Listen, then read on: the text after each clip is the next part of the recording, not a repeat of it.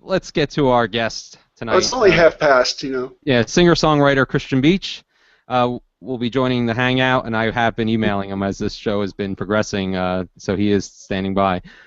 Just to give you some background, I was introduced to Christian through a mutual friend during our teenage years.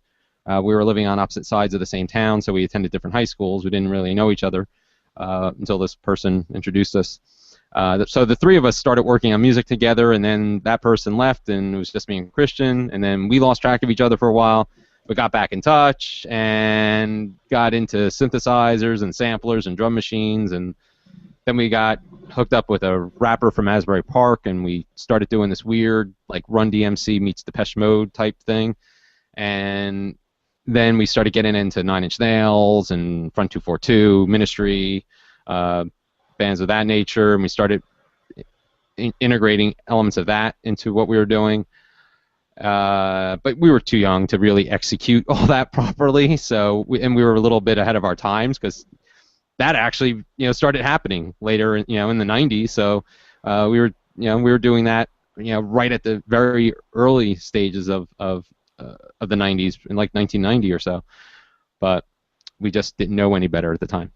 Anyway, I left the group. Christian went on to form bands like Slave of Id, Artists That Kill, Ton of Bricks, all of which received a bit of airplay at radio stations located at the Jersey Shore. And then from about 2000 to 2004, we dropped out of touch again. And then I discovered his MySpace page and his blog. I reconnected with him, and now we've been, friends again ever since. And he's invited me to play on some recordings and some live shows. He released his first solo CD, titled Christian Beach, in 2009, and it was ranked 67th by music journalist Gary Ween on his list of the 100 best albums released by New Jersey artists from 2001 to 2010 in Gary's book, Are You Listening? Now Christian is preparing his long-awaited follow-up, and we'll be talking to him about that, as well as some more immediate news that includes a cover of Yoko Ono's Silver Horse and an event surrounding that. So let's see if I can get Christian into our hangout here. Oh, here he is. Okay, wow. Okay. Sorry hey, about Christian, that. what's up? No, I'm not used to this newfangled technology here. Apparently I had That's okay. Neither windows are we. Well, neither am I. John is Mr. Technology. He's basically a cyborg. Hey, Christian, how are you? I'm doing great, John. It's been a while. I don't think we've actually met. I don't think we've met either. That is virtual world. crazy, actually. Now, it just seems like it, because I'm always talking about John with Christian and Christian with John, so it's...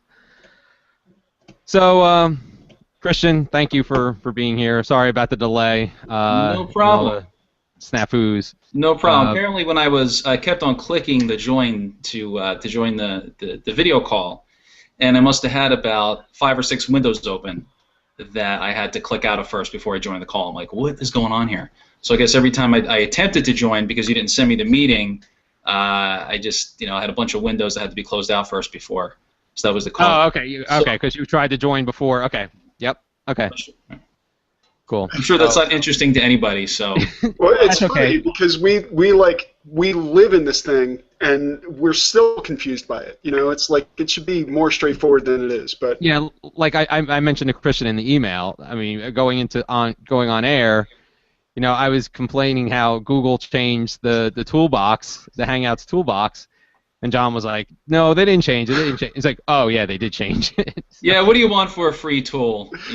Exactly. Unless you want to pay the premium price. Yeah, we're at the You're whims. stuck with this, and you have to try to find your way around, I guess. Honestly, I mean, one of the things I'm going to talk about later is the idea of the premium priced products and how they basically offer exactly the same thing. It's surprising, what we get for free in this tool, and it still is confusing in the other tools, but there's really no argument against free.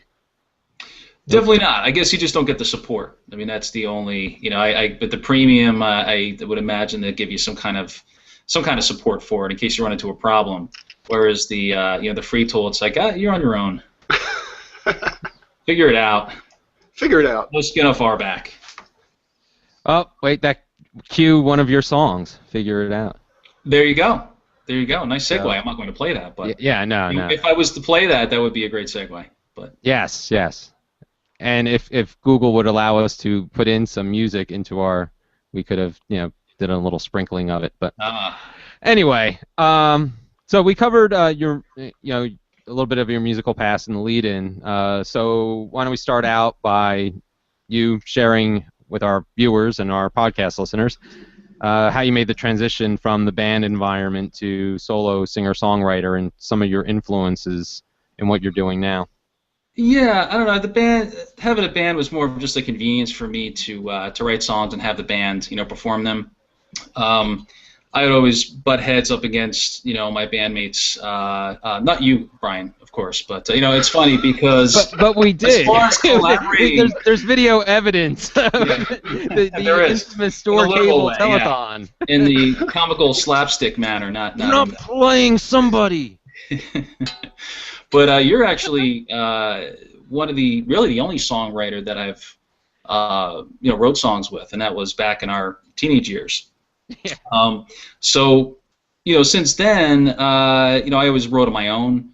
I never was one to really be part of a democracy. Not that there's anything wrong with that, but I just feel that I like to write the songs, perform them the way I want to perform them. I know that's that might be considered, why don't you want other people to contribute? But being in bands, that was kind of the common theme, common thread for me. So I figured, why have a band when I could just do it myself? Also, I wanted to kind of get back more into songwriting in more of a classical sense. So I guess back since the early 2000s, I was really digging into Bob Dylan's back catalog, Hank Williams' catalog, Townes Van Zandt, some of the classic songwriters, folk country vein. So kind of just stemmed from that, really. Cool. And interesting, even though your sound became more stripped down when you started, and I did the thing that I told you about. I forgot to switch the camera, but I actually lost the video feed for you guys. Oh, okay. We're still here. Yeah, we're still here. You can see me? We can see you fine. We can see you. Everything's running smoothly on our end except for the camera operator, which is me. All right. So I'll make sure I don't drift from my current position, even though I can't see myself. But we've already had enough dead air on this, so it's okay. So even though your sound became more stripped down when you started working on your own, you still are surrounded by technology in terms of your home studio and social media and everything else that's really allowed you to do your own thing. Yeah, I think it allows everybody really to do their own thing. I wouldn't necessarily suggest that everybody goes and records their own music because you do need time to experiment. You need to hone your craft, not from a songwriting point of view, but more from a engineering side of things. So a lot of people will just get Pro Tools Lite or whatever, Logic or whatever, GarageBand, and record your demo. But a lot of times it just kind of sounds like a demo. So if you really want to go in that direction, if you want to go down that path, you do have to spend some time. It's like the the Outliers 10,000 hours thing. You have to spend a lot of time to really get into it, learn the plugins, learn the program, or just just kind of build cultivate your own sort of craft out of it. So that's what I've been doing for years. Mm-hmm. I started out, but the first recordings I did weren't very good at all. They were pretty inferior when you compare them to commercial recordings. But over time, they started getting better. I started to experiment more and kind of get the sound that I want out of technology. So I think that's kind of the most important thing, is just instead of technology running you, to leverage it, to get the best sound. Cool. All right, so let's talk about your recent musical activities. And since I played accordion on the track, I know you have recorded a cover of Yoko Ono's Silver Horse for an upcoming Yoko Ono tribute album that's being released by Main Man Records. How did that come about, and when can we expect to see that release? I am waiting as patiently as you are, actually. I spoke to Tony Donato. Tony Donato is in a band called Jack Bragg, and he is actually the executive producer of the tribute. I do have a little bit of news. I guess I can divulge the title of it. He said that was okay. If not, Me Man Records is going to pay me a visit. But it's called Cut Pieces, a tribute to Yoko Ono. Apparently, it's going to be a January release date, and according to Tony, the exact release date they're going to probably say when the actual release date is in the middle of October. That's what it looks like. So again, it's Cut Pieces, a tribute to Yoko Ono. Apparently, there's going to be some surprise guests on here. So it should be a great compilation record. I'm looking forward to it. Our track, I think, came out really well. Yeah, it did. And it's a really what you did with it, from the original is amazing. I've played it for Allison, my wife, for those not familiar with my family situation, and I don't think I played it for John, but no, I haven't heard it yet. I'm actually really excited to hear this piece. It sounds amazing. But yeah, it's people have the couple of people have listened to it really enjoyed it. So yeah, especially when the original Yoko's original version, it's unique, in its own way.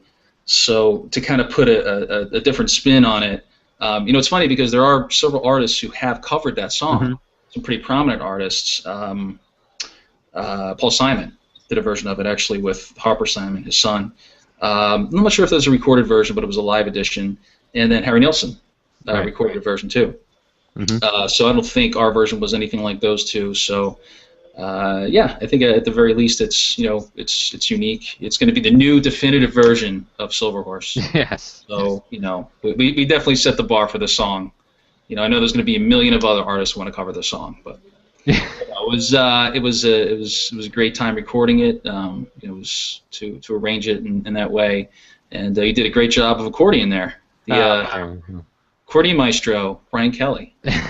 So yeah, not exactly, but and you will be performing Silver Horse at a New Jersey Peace Action concert on October 19th. Is that correct? That's right. At Bloomfield College at the Westminster Theater. It's on October 19th. It's actually looking to be a pretty interesting event. We're going to be pretty much smack dab in the middle of the event. It's from 7 to 11, 7 o'clock p.m. to 11 p.m. I think our performance is somewhere around 9 o'clock, and there's going to be 5 artists who are going to be in the, performing for the Yoko Ono segment. So Tony Donato curated a whole Yoko Ono, with a kind of event within the event. So looking forward to it. It's definitely sounds pretty cool. There's going to be some dance troupes as well as Japanese drum corps. So it should be interesting. Yeah, I was looking at the pretty diverse. Yeah, I was looking at the website for that. I had a link in last week's show notes, I think, and I'll have one in this week's show notes as well. But yeah, it looks really, really amazing. So knowing us, we'll probably have the dance troupe and the Japanese drum corps on stage at the same time. Yes, and throw in a couple of clowns. Yeah, exactly. They're more apropos. I think. We have a couple of clowns. Sounds familiar, actually. Yes. That happened to us during the same infamous store cable telethon during the summer of 1989, when we were about to go on, and all of a sudden they changed their minds and went to these 2 clowns that were performing in the lobby, and they're like they're waiting for us they're giving us a signal, and they're like, but first we have a couple of clowns, and Christian's father's like, oh, that's you. Great, it was great. We were kids. What do you want? Yeah. Hey, you gotta be young and stupid once. Yeah. But and like I said before, in a way we were ahead of our time. We just were too young to do it correctly. Yeah. I reflect fondly on those days. It was no pressure. We were just kids. Yep. goofing around, and I guess if we had some sense of direction, and maybe not put a ballad in the same set as an industrial hardcore song, maybe we would have gone a little bit further. You open with Death Row and close with Time Takes Over. Yeah. Okay, so getting back to your very excellent music these days. Thank you. Your first self-titled solo CD came out in 2009, and I've heard a good deal of the material you've written since then. When can we expect the long-awaited follow-up? Well, I actually, it's almost ready. It's probably going to be 8 or 9 songs. I kind of whittled it down. It's different, I think, from the material that you heard, Brian. Although there's a couple songs that I redid, that I re-recorded for the new one. So when this was I guess a couple years ago. Actually, when my wife was pregnant. I just started writing these songs that were noticeably different from the previous stuff that I was working on, and I just kind of went with it. So I came up with about 8 or 9 songs that I recorded. And so it's going to be a little more in the folk vein. It's a little softer, but interesting. Some different sounds that I kind of played around with. So yeah, it's pretty much done, and I should probably have it mixed sometime in the next month or 2. Cool. Can't wait to hear it. Christian, did you ever consider doing anything with like a Kickstarter campaign in order to fund or even generate support for your production? Yeah, I've never looked into it seriously, but I know a lot of people have had some great success with it. Yeah, it seems like it's an amazing, methodology for generating funds for supporting exactly the kind of work that you're doing. Yeah. Yeah. Oh, go ahead, Christian. No, I'm sorry. Yeah, I should definitely look into that, further, just for the, promote. I mean, as far as the recording part of it, pretty much have that covered. But for, getting the music released, of course that, takes money. Man, not a whole lot of money these days, but it does take some. But that's something I would definitely, consider in the future. A lot of mainstream artists are doing that now, just because, there's no such thing as a recording budget anymore. Actually, it's funny. We were talking about that now. Earlier I talked about Kate Miller-Heidke, who's this Australian singer-songwriter that I became a fan of when she opened for Ben Folds back in 2010, and we saw her in Montclair actually, and she just did a successful, like a 3-day pledgemusic.com campaign. She raised her funds in 3 days and mostly marketing and those costs. Like you said, Sure. The recording is one thing. It's the distribution and the marketing is where the money comes from, and mixing and engineering. But what was interesting in the video is, like, after 4 albums on Sony, I'm finally independent, and it struck me that is like the new paradigm. Is artists trying to get away from the labels, and regaining that creative control. Whereas, in the old days, people were like, oh, we finally got a record label. No more scraping as an independent. And now the people who are already there are trying. And the people who are already there are trying to get away, and trying to creative control. Not only creative control, but also a much bigger cut of the profits. Right. Or nearly all the profits. And the way music is, the way music is marketed, through social media and through iTunes and Spotify. All that's a whole other story. But the physical product isn't as important anymore. Right. Once you get to a certain level, maybe it is, or at least to have some physical CDs. But for the most part, I mean, I find myself downloading most of the music. I do still like to listen to vinyl and collect vinyl when I can. But as far as new music goes, I mean, I just downloaded the new Another Self-Portrait from Bob Dylan. I wanted to get the part of the bootleg series. I wanted to get the actual product, but I'm like, I was out in the back by the pool and had my iPhone. I'm like, I need some new music. I'm just going to download it. So I downloaded it, and it was there, you know. So yeah, that's definitely not going away, you know. And it's interesting to see kind of these hybrid approaches where people are putting out, you know, vinyl, and also having the you know, the downloadable feature, which is pretty interesting because you can't beat vinyl as a physical medium, you know. Right. So there's definitely some interesting new, not new I guess, but interesting you know, marketing ideas coming out from, you know, from independent artists. Yeah, definitely. Okay, so I'm not going to keep you too much longer, and thank you for the interview. It was nice to have a live guest. It's okay. We haven't done this before. I'm home in my basement, you know. Yep, so am I. You know, sitting here in my boxers. You know, everything is.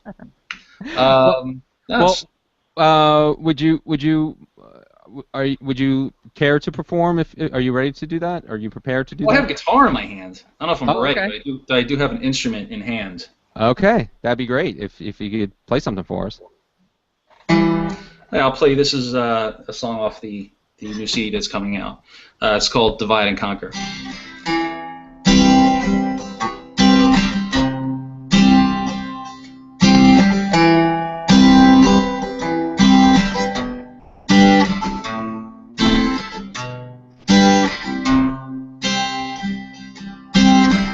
I shouldn't have signed my name on the contract. I should have held my breath and never looked back. The scrapes and scars of betrayal are hard to erase. When your best friend smiles when he lies to your face, words don't mean a thing. If I would have known, I would have left it as it were. How was I to know it was divine and conquer?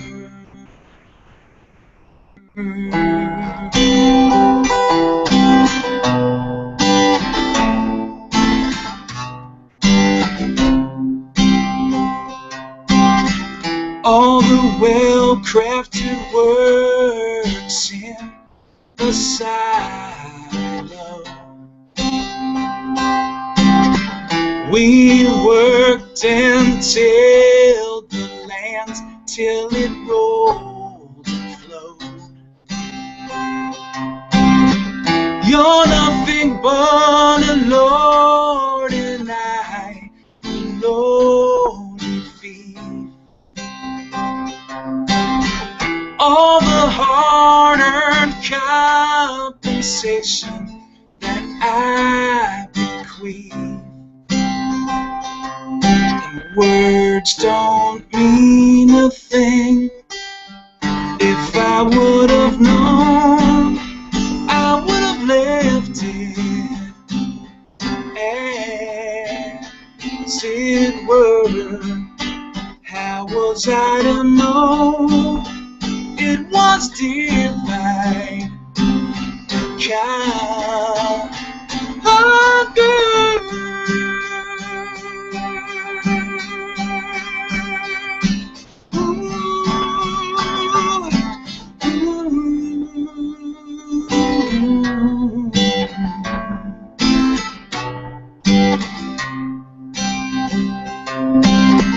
All the horses are in the stable,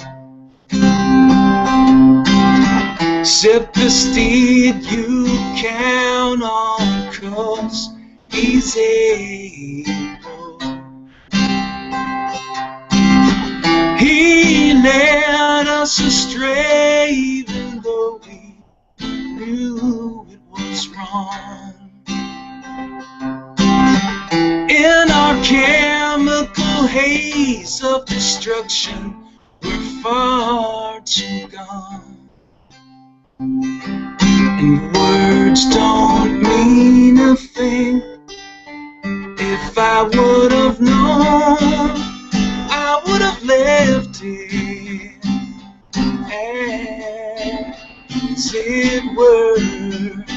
How was I to know it was divine? Child of God.